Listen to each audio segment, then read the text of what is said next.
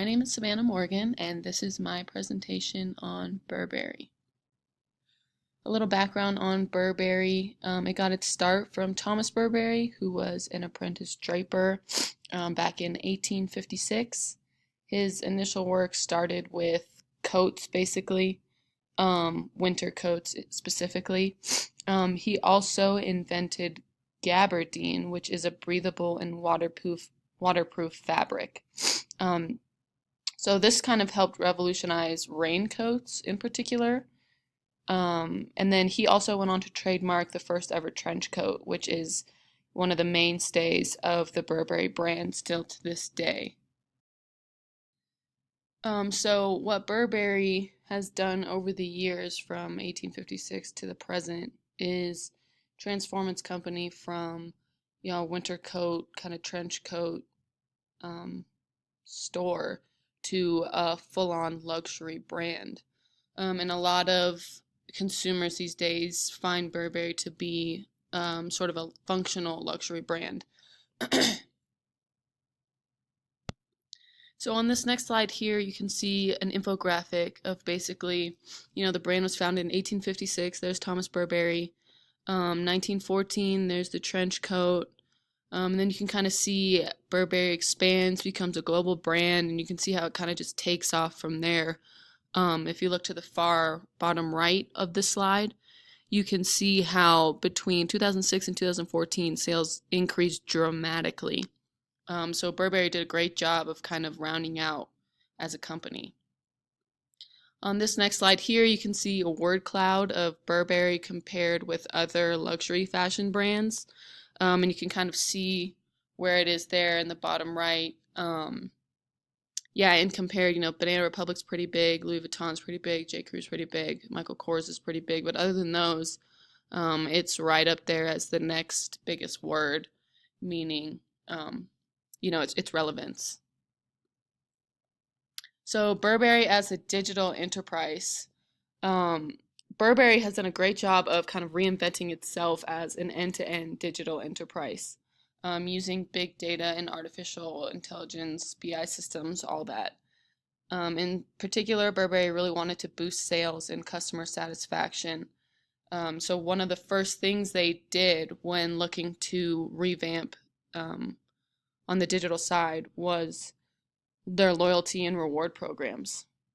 So they target those customers through surveys, social media posts, buying histories, and through that they wanted to make really the greatest personalized experience a shopper could have. And then taking that a step further, they wanted to have the same personalized experience both in store and online.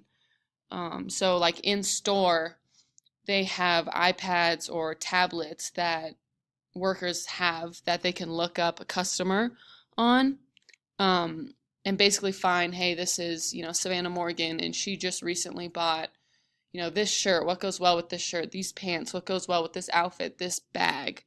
So it kind of shows their buying history, their personalized preferences, kind of maybe if they've been tweeting at Burberry to Burberry, mentioning Burberry in a new line that just came out.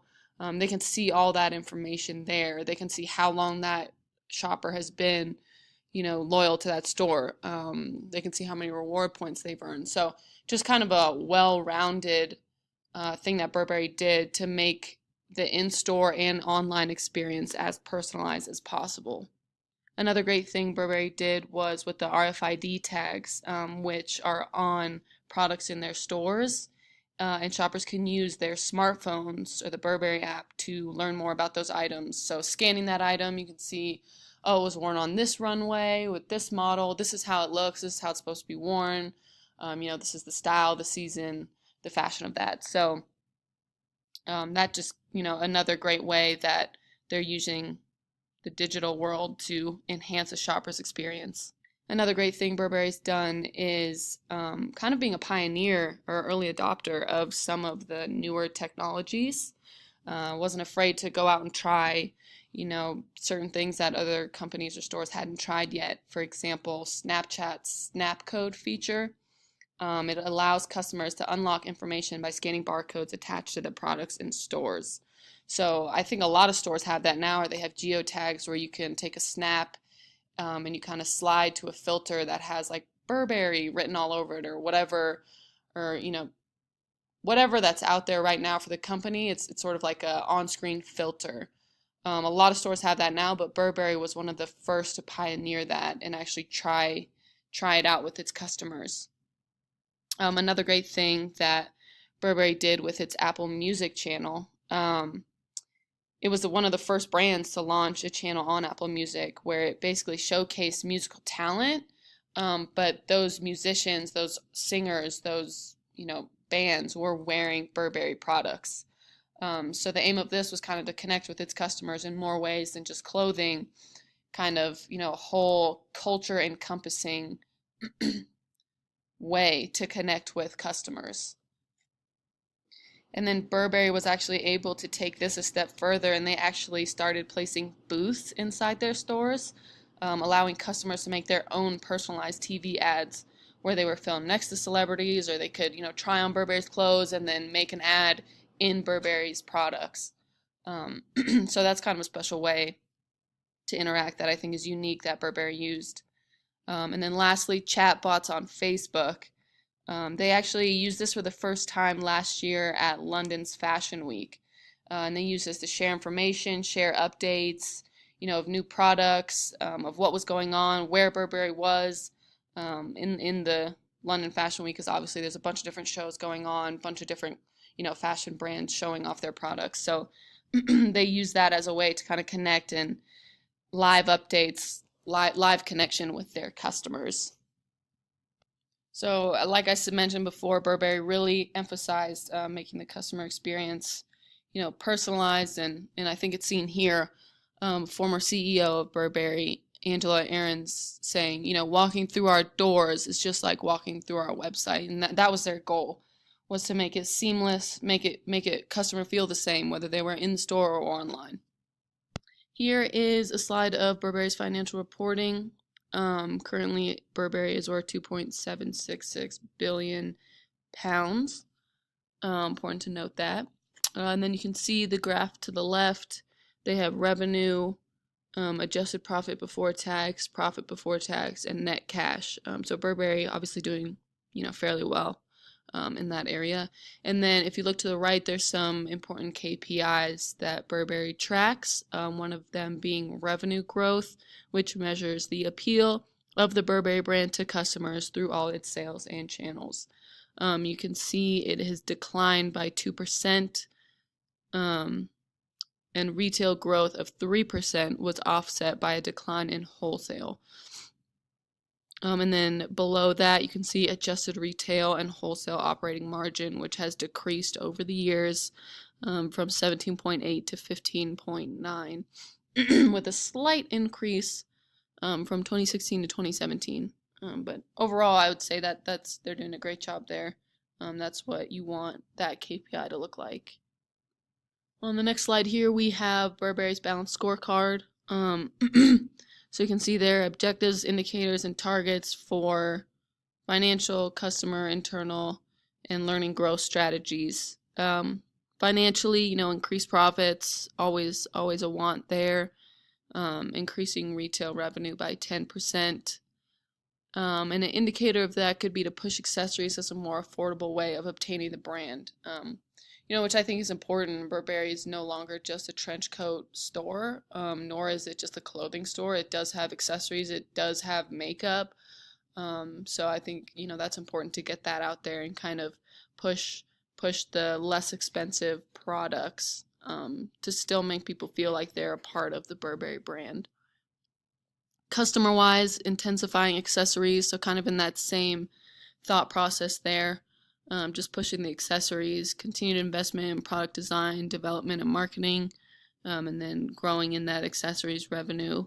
Internally, always wanting to drive productivity, investing in enhanced training by using interactive training materials to provide social and online learning tools, delivering a seamless experience across physical and digital channels. So a big part of Burberry is, combining the in-store and online shopping experience to be seamless, and for that it takes people who are working in the store to know how to work that technology, to have that training that's necessary, to then, hopefully lead to growth in retail revenue.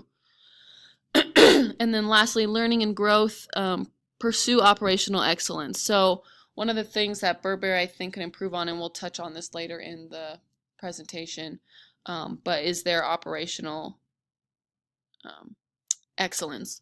Yeah, so the technology, investments, optimizing logistics. So yeah, on the back end, they could really probably improve their BI systems in terms of operational delivery, you know, making the clothes. And then target for that would be retail wholesale gross margin increase and retail wholesale operating profit margin decrease. Social media wise, I wanted to throw this in there because this is something that Burberry has done a great job of over the years. In looking at Burberry's social media, over 60% of their marketing budget is now spent on that area, which is a percentage that comfortably outdoes every other luxury fashion brand. But obviously it's paying off. As you can see, they're the top 3 most followed luxury brands on Facebook and Twitter, and then top 10 on Instagram. And you could see the graph below kind of summarizing, Facebook likes, they have 18 million. Twitter followers have close to 4 million, and Instagram followers close to 3 million, which compared to Gucci, Ralph Lauren, Prada, Louis Vuitton, all those other luxury brands, you can see how they're doing with that there. Especially in this digital age, social media is huge. Here's some more graphs. You can see on the right, London Fashion Week last year, total tweets, 36,000. And of those, 20,000 were Burberry. So 50% we're talking about Burberry. That's great for the brand. And then above that, you could see the insights, targets and objectives, audiences, young and friendly audience is what they're going for, especially on social media. Here's another infographic. You can see one of the weeks of Fashion Month, top 30 on Facebook. Burberry was number 1 with a score of 60, 14.9 million likes. So that's really great for that brand. Here's a SWOT analysis of Burberry. So looking at their strengths, technological innovators within the fashion industry. Like I said before, they're one of they're one of the leading digital enterprises in the fashion industry for sure.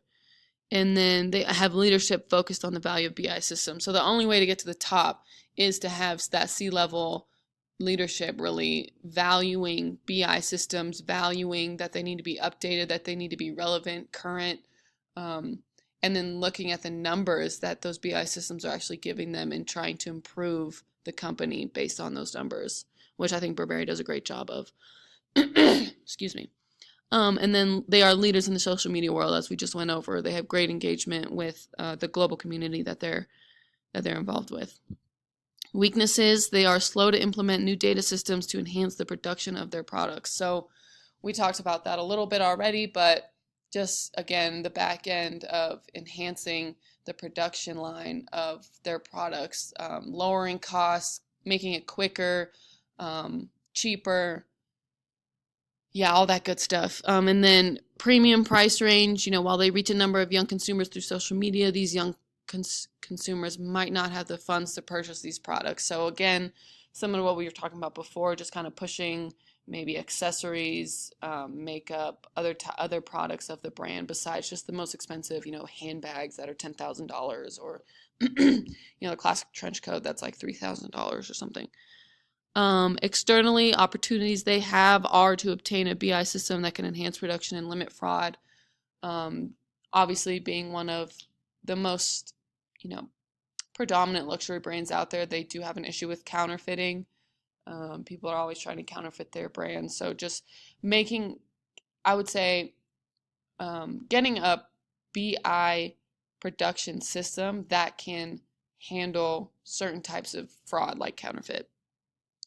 And then changing lifestyles, the changing of taste, preferences, education, lifestyles of developed economies has resulted in a higher demand of products. So that's great for Burberry. Threats they're facing, ever-changing trends of customers in the marketplace. I mean, that's just a part of the retail life, is that consumers change their trends all the time, and you got to be able to move and flow with that. And then specialized creatives that can produce the novelty that consumers are searching for in high demand can be poached or are hard to obtain. So obviously, within the luxury retail fashion industry, there are a certain number of designers that are famous that don't work for everyone. They only work for one brand. So just getting those guys and then holding on to them can be tough. Last thing we're going to talk about today is the recommendations and next steps for Burberry. Of course, number one is streamlining production. Back in 2009, Burberry hired SAP to kind of revamp its supply chain IT. At that time, SAP was able to reduce costs by driving down stock inventory levels by $100 million over the course of a year. So they ended up saving Burberry around $50 million. So through this BI system, Burberry was obviously, able to see how to improve its supply chain, IT, and infrastructure, as well as kind of uncovering the underperforming stores that they had. So they were able to make, necessary changes, necessary cuts, which led to the $50 million in savings. And this is kind of what Burberry needs to do. Again, it's been, obviously almost 10 years now, so they need to do that. Next is fighting counterfeits, and they do this with a company named Entropy. You can see to the left there, Burberry is now supported by Entropy. Basically, what this company is, it labels itself as the world's first and only on-demand authentication solution. So basically, it's able to base around image recognition and can basically determine from one photograph of a tiny section whether or not a product is genuine. So this helps, Burberry fight counterfeits. And then, of course, the next thing is C-level executives who understand the importance of continually improving BI systems, which I think Burberry absolutely has. I think they are in good hands, especially with the senior VP of IT, David Harris. He's really made an effort to improve on all spectrums. And there are my references. Thanks for listening.